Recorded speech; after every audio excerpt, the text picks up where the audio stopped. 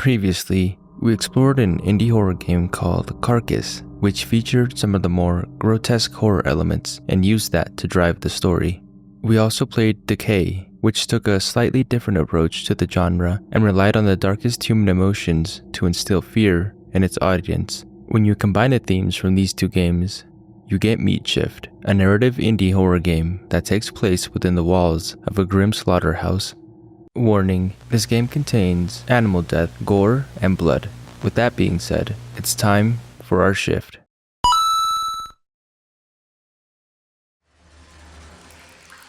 The first thing we see and hear is some sort of grinder. The sound is nothing short of jarring, and the dark emptiness of this tunnel and the grinder's ominous glow makes it clear there's no other option other than to make our way forward.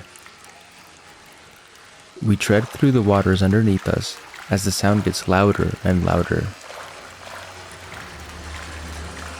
until we walk through and find ourselves outside of what I presume is the slaughterhouse. We don't get to see where we live, we don't get to enjoy a nice walk or ride to work, just silence and gray. Entering the slaughterhouse, we see nothing more than a time clock. The walls are devoid of any bulletin boards, posters, of any color. We make our way forward and punch in to start our workday.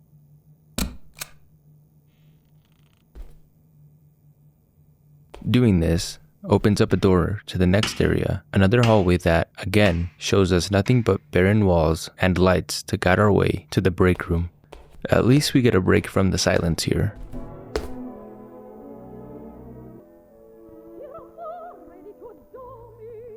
Our first task involves us taking this wax cylinder on the table and placing it in here, kickstarting our instructions. It appears to be our first day, and we get a rundown of our expectations.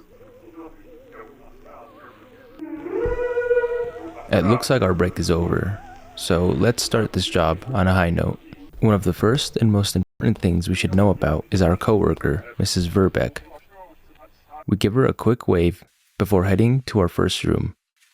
She seems nice. Our first task is to split the pig bellies and prepare them for processing. It seems simple enough, but if you have a weak stomach for this sort of thing, I can see how it might not be ideal. But I assume we did a good job. No time to second guess ourselves though. We need to begin our next task. This involves taking the chunks of meat from the pigs we've cleaned out and tossing them into a grinder to make the canned meats we've been seeing throughout the facilities. We get a cut to a new point of view here, and I believe this is to show that we're being watched, most likely by our superiors, to make sure everything is going smoothly on our first day. The grinder in this room feels like it could be the same one from that weird vision or dream we saw at the beginning of the game. And like the last task, this one isn't too difficult. Like in Carcass, we just pick up, drop, grind, and repeat. And I think we did a good job because we're congratulated and we earn ourselves our first break. We probably should have brought lunch from home, but nonetheless, we need the energy, so we better eat. And just like in real life, our break is over in the blink of an eye. We'll have to finish the rest for dinner over a YouTube video or something. It's back to the grind, no pun intended, and we make our way to the pig room, but not before greeting Mrs. Verbeck.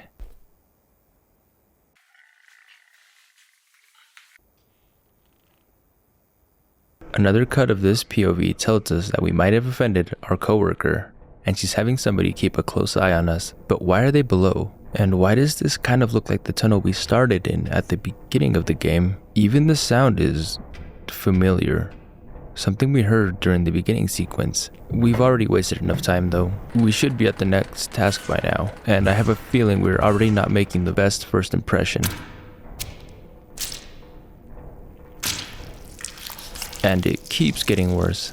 I wasn't briefed on the protocol for discovering rotten meat. Surely the next guy would just take care of it before they send it to the grinder room.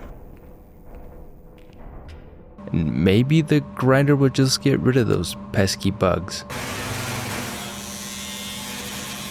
But something tells me I'm not the first person to think of that. That's okay, we'll just make a doctor's appointment and get checked out. We should get back to work now.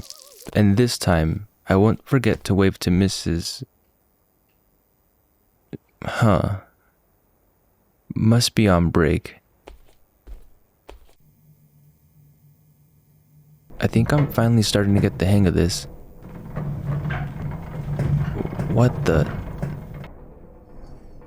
Is it time to go home or something? Or maybe someone did this part for me. I should at least check to see if there's any meat that needs to be ground up.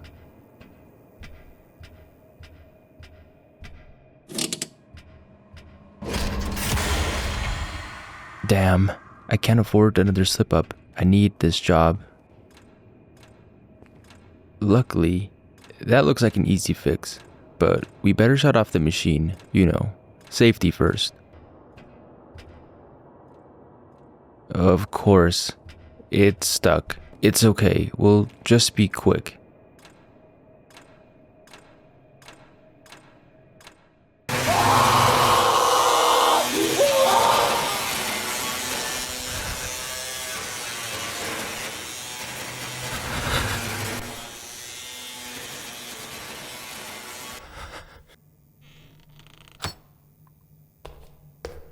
Oh, thank God. She's still here. I need to get to the hospital.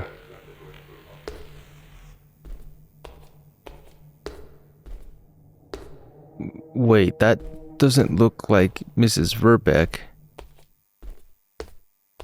I need to get out of here. No. No.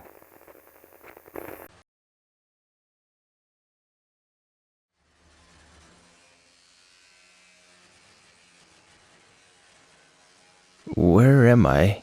Wait, who's that? That's my job. Hello? There has to be an exit down here somewhere. There it is. Sweet escape.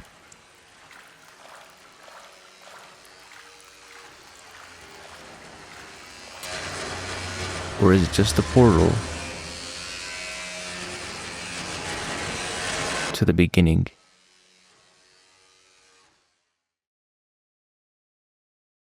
Thank you all so much for exploring this indie horror game with me. Hopefully, I didn't make anyone lose their lunch, dinner, or breakfast if you like to start your day off with a little bit of horror. What do you think? Was this just another game meant to shock? Was it a metaphor for the mundanities we face in our daily lives? Or was it something else? I'd love to hear your thoughts in the comments below.